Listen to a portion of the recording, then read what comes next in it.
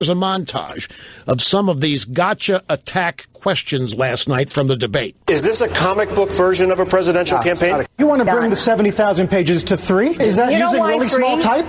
You've been a young man in a hurry ever since you won your first election in your 20s. Why not slow down, get a few more things done first, or at least finish what you start? Ms. Fiorina, your board fired you. I just wondered why you think we should hire you now. Bankruptcy is a broken promise. Why should the voters believe the promises that you're telling them right now? Senator Rubio, you've had issues. You have a lack of bookkeeping skills. You accidentally intermingled campaign money with your personal money. It raises the question whether you have the maturity and the wisdom to lead a $17 trillion economy. Why would you serve on a company whose policies seem to run counter to your views on homosexuality? A company called Manatech, with which you had a 10-year relationship, they paid $7 million to settle a deceptive marketing lawsuit in Texas, and yet your involvement continued. Why? Mr. Trump says that he is capable of growing the economy so much that Social Security and Medicare don't have to be touched. Do you want to explain how that's going to happen, Mr. Trump? The leading Republican candidate, when you look at the average of national polls right now, is Donald Trump. When you look at him, do you see someone with the moral authority to unite the country? Such a nasty question.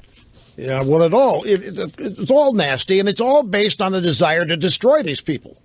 There wasn't any attempt to get any understanding, to learn what they stand for or what their policies are. It's laughable. It's a joke to even mention that as a possibility. This was a kill show last night. Those questions were not just biased. Those questions were not just unfair. Those were perfectly structured, mean-spirited bombs. The questions themselves did not require any answers. The questions themselves were designed to be what shaped public opinion in that debate. The questions themselves, the moderators, the assassins, were attempting to characterize our candidates, and it didn't matter what our candidates said. That was the purpose of those questions. There is no doubt about this. The day ought to come where we stop giving them this opportunity. They're going to take it anyway, whether it's a debate format or the nightly news. They're going to do these kinds of things. Our people need to focus and spend most of their time on creating a bond with the American people, like Carson and Trump have done. That's how you blunt this stuff. You don't blunt this stuff by taking these people on and getting into a shouting match with them and telling them how they're rude, although that was a good line from Christie to her. Well, you know, John, what you're doing even in New Jersey would be called rude. It was a great line. But let's contrast this montage you just heard. Let's go back and listen to Anderson Cooper and Dana Bash and Juan Carlos Lopez ask questions of the Democrats in their last debate. Secretary Clinton, though, with all due respect, Senator Sanders, you call yourself a Democratic socialist. How can any kind of socialist win a general election? We're going to have a lot more on these issues, but I do want to just quickly get everybody in on the question of electability. Secretary Clinton, is Bernie Sanders tough enough on guns? Senator Sanders, what would you do differently? Is she too quick to use military force? Senator Sanders, I want you to be able to respond. Who or what is the greatest national security threat? Secretary Clinton, with all due respect, do you want to respond? Do Black lives matter or do all lives matter? Secretary Clinton, what would you do for African Americans in this country that President Obama couldn't? Senator Sanders, what are you going to be able to do that President Obama didn't? Secretary Clinton, how would you address this issue? Why is your plan better?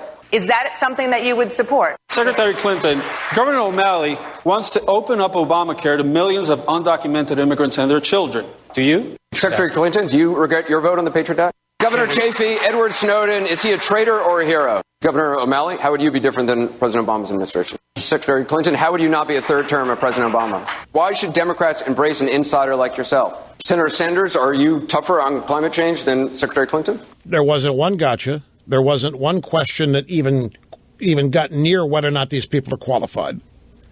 There weren't any characterizing of these candidates as buffoonish or as cartoonish. There were no references to any of the negatives of any of these people. Mrs. Clinton didn't get a question about her husband's philandering. She didn't get one question about her own questionable foundation with all of the dubious donations. The questions that happened on the email scandal were brushed over by Bernie Sanders. That this is what passes for tough questions of Democrats. What you just heard, that's what passes as tough questions. That's as much as they will ever face. This is as tough a questioning as any Democrat candidate will ever face. Here is Ted Cruz. By the way, was it Frank Luntz said that he has never had in his focus group these people with their dials recording their responses as they hear things. He's never had anybody get anywhere near the territory that Ted Cruz got in audience approval. When he finally got fed up with the line and nature of questioning last night and just tore into these assassins. The questions that have been asked so far in this debate illustrate why the American people don't trust the media. This is not a cage match. Donald Trump, are you a comic book villain? Ben Carson, can you do math? John Kasich, will you insult two people over here? Marco Rubio, why don't you resign? Jeb Bush, why have your numbers fallen? How about talking about the substantive issues people care about? Does this count? Do we get credit for this one? And Carl, I'm not finished yet. The contrast with the Democratic debate, where every fawning question from the media was, which of you is more handsome and wise? The men and women on this stage have more ideas, more experience, more common sense than every participant in the Democratic debate. That debate reflected a debate between the Bolsheviks and the Mensheviks. And nobody watching at home believes that any of the moderators has any intention of voting in a Republican primary. The questions that are being asked shouldn't be trying to get people to tear into each other. It's not that. I agree, but that's not what they were trying to do. They were trying to destroy each and every one of you, Senator Cruz, just with the question. They didn't care what you did with it. They didn't care what happened. They don't even care that you tore into them. To them, they got the questions asked, and nobody stopped them. Although it did change in tone after this eruption from Cruz. But they didn't care. They didn't care what the answers were. They weren't even trying to stoke interaction between the candidates. The questions alone were the bullets. The cameras and the microphones were the guns. And the questions were the bullets, and it didn't matter after that. What happened after the question, of very little practical interest as far as the moderators/assassins are concerned. Marco Rubio had a good contribution to all of this, too, when he described Hillary Clinton's super PAC. The Democrats have the ultimate super PAC. It's called the mainstream media, who every single day, and I'll tell you why.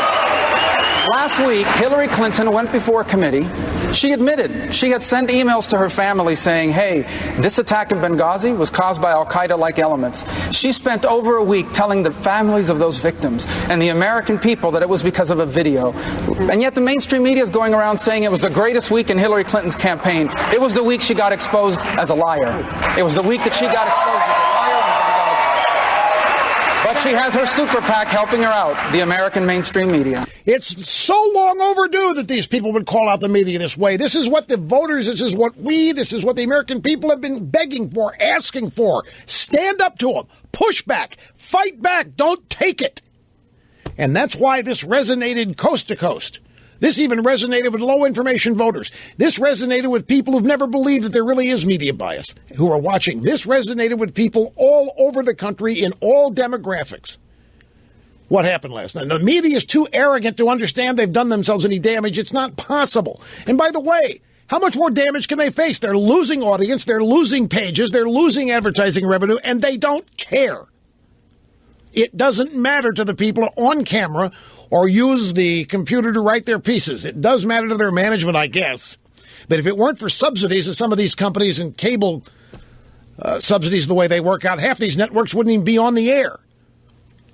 Now, one thing about Cruz is right here. The Democrat debate was a debate between the Bolsheviks and the Mensheviks. Now, a lot of people, Bolsheviks, the Mensheviks, who are they? The Bolsheviks beat the Mensheviks. The Bolsheviks succeeded in beating the Mensheviks because they took over the Russian news media with guns. That's what Cruz is referencing. Well, not the guns, but he was referring to the Bolsheviks and Mensheviks as what we saw on stage at the Democrat debate. Quick time out, my friends. Phone calls are next as we move on. Don't go.